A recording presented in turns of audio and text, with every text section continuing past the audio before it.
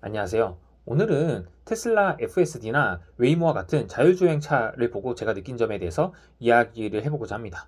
요즘 한국에서 테슬라 FSD가 굉장히 핫하잖아요. 근데 물론 요즘에 한국은 지금 이제 FSD가 들어왔기 때문에 지금 핫하지만 사실 미국에서 이게 핫한 지는 좀 오래됐거든요.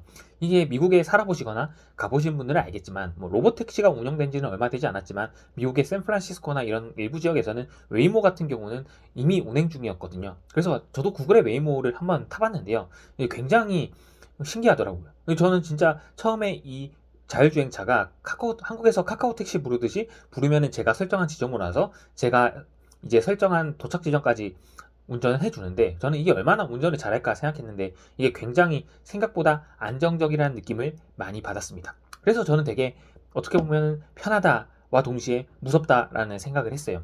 이제 자율주행 시대가 곧 다가올 것 같습니다. 우리나라와 같은 경우는 이제 자율주행 시대가 왔을 때 어느 정도 우리나라는 사실 K 갈라파고스라는 말이 있는 나라처럼 규제 장벽을 세울지 아니면 바로 받아들일지 모르겠지만 이 거대한 파도를 막을 수가 없을 것 같아요. 이 자율주행이 한국에 들어오면 많은 변화가 생길 거라고 생각을 하는데요. 지금 당장 이제 일자리 파괴 문제가 AI로 인해서 많이 심각하다고 하잖아요. 이 자율주행이 들어오면 가장 문제가 될 것이 뭐 버스 기사분들이라든지 택시 기사분들이라든지 이런 부분에서 저는 좀 문제가 생길 수 있다고 생각을 해요. 특히 개인 택시와 같은 경우에는 이제 그 개인 택시 자체 뭐 면허라고 해야 되나 뭐 뭐라고 표현해야 할지 모르겠는데 그거 자체가 거래가 되고 있는 시장도 있고 하기 때문에 문제가 될 것 같다고 생각을 하는데요. 뭐 여기에 대해서는 기회가 되면은 다른 영상에서 제작해 보도록 하겠습니다. 뭐 어찌됐건 이런 거대한 이제 기술의 파도를 막을 수는 없을 거라고 생각을 해요. 그럼 제가 든 생각이 사실 저희가 운전 기사를 둔다는 거는 과거에 굉장히 부유한 사람들 또는 직급이 있어서 회사에서 기사가 나오는 그 정도 직급에 단 사람들한테만 해당되는 문제였잖아요. 그러면 운전기사를 단다는 게 운전기사분이 앞에서 운전을 해주면은 그 사람이 이제 뒤에 타고 이제 본인이 업무를 보거나 아니면은 뭐 휴식을 취하거나 뭐 그런 개인적인 일들 또는 업무를 쳐내는 시간으로 활용을 했는데요. 그럼 시간당 이제 단가가 이제 굉장히 높은 사람들은 그 운전하는 시간을 아껴서 차라리 본인이 쉬던가 아니면 일을 하는 게 훨씬 생산성이 높을 수도 있죠. 그런데 이제 앞으로 이제 자율주행이 활성화되면은 본인의 차에 FSD가 이제 탑재가 되고 이제 본인의 차가 자율주행이 되면은 그리고 이제 자율주행 기술이 더 발전을 하면은 이제 차 안에서도 본인이 주의를 그렇게 과하게 기울이지 않아도 이제 차가 만약에 자율주행을 할 수 있는 완전한 자율주행 세상이 온다면 이제 차 안에서도 우리들은 대부분 업무를 하고 있을 것 같아요. 이제 저희가 카카오톡을 이제 아무렇지도 않게 쓰고 있는데 이게 쓴 지 시간이 이제 십몇 년 정도 됐잖아요. 그런데 이제 카카오톡이 없을 때는 이제 직장을 퇴근하면은 이제 개인들에게 업무 지시를 하기가 굉장히 어려웠지만 카카오톡이 생긴 뒤로 오히려 퇴근을 한 뒤도 직장이 끊기지 않는 느낌이다. 즉 일과 집이 분리가 되지 않고 계속 직장이 이어지는 느낌이다. 라는 얘기를 하시는 분들이 많아요. 왜냐하면 카카오톡으로 업무 지시가 많이 이루어지고 있으니까요. 그런데 이제 제 생각에는 자율주행이 되면은 이제 뭐 퇴근 시간이다, 출근 시간이다, 이거 할 거 없이 퇴근 시간과 출근 시간에도 이제 업무가 떨어질 수 있다고 저는 생각을 하고 있어요. 왜냐면은 이제 서로가 알고 있잖아요.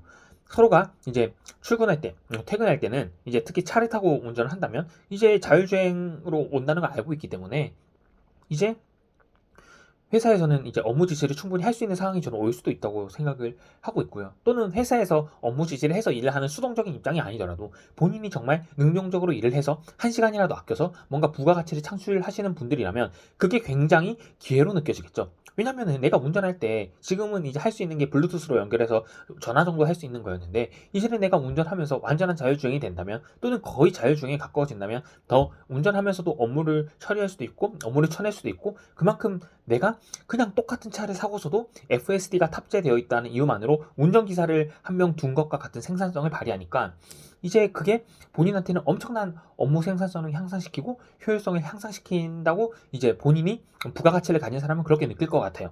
그래서 제가 여기서 AI가 이제 사람의 일자리를 대체하는 것을 굉장히 절실하게 느끼고 있는데요. 이제 본인이 이제 운전기사를 하고 있었다면 그 운전기사라는 자리가 이제 FSD라는 AI 시스템, 즉 자율주행 시스템으로 대체가 되는 것이잖아요. 그런데 그거를 사용하는 사용자 입장에서는 어떻게 보면은 비용과 인건비가 절감된다고 생각을 하는 거죠. 당연히 이제 FSD를 사용할 수 있으면 그게 완전한 자율주행이 된다면 이제 대부분의 사람들은 운전기사를 사용하지 않을 가능성이 저는 높다고 생각을 합니다. 여기서 제가 느낀 점은 저번 영상에도 말씀을 드렸지만 그러면은 내가 여기서 어떻게 해야 되냐?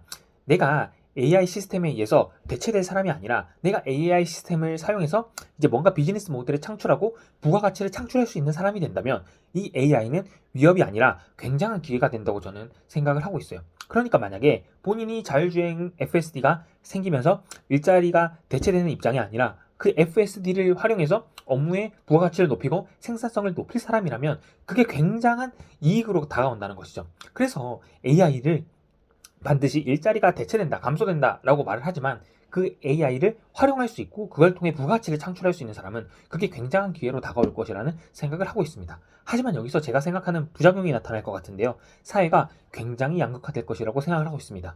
이 AI 시스템을 통해서 뭔가 크든 작든 비즈니스 모델을 창출하고 본인만의 부가가치를 창출할 수 있는 사람은 전체 인구 집단에서 굉장히 소수라고 생각을 하고요. 그 소수의 사람만이 뭔가 이익을 굉장히 차지하고 그 나머지 사람들은 AI에 대체되는 사회가 저는 올 수 있다고 이제 뭔가 위협감을 느끼고 있어요. 그래서 저도 한 개인으로서 이제 거대한 시대의 흐름을 막지 못하지만 이런 시대의 흐름에서 살아남기 위해서 노력하고 있습니다. 그래서 이 자율주행이란 걸 보면은 어릴 때 만화 속에 나왔던 걸 보는 것 같기도 하고요. 굉장히 신기한 경험을 하고 저는 뭔가 이 기술의 발전을 봤을 때, 이 기술을 체험하면서, 그냥 이거 되게 신기하네, 흥미롭다. 이게 아니라, 이게 우리 사회에 미칠 파급력에 대해서 생각해 보는 것을 좋아하는데요. 오늘도 이제 이런 이야기에 대해서 얘기를 나눠봤는데, 여러분들도 좋은 의견이 있다면 댓글에 남겨주시면 공유해 보도록 하겠습니다. 오늘도 긴 영상 시청해 주셔서 감사합니다.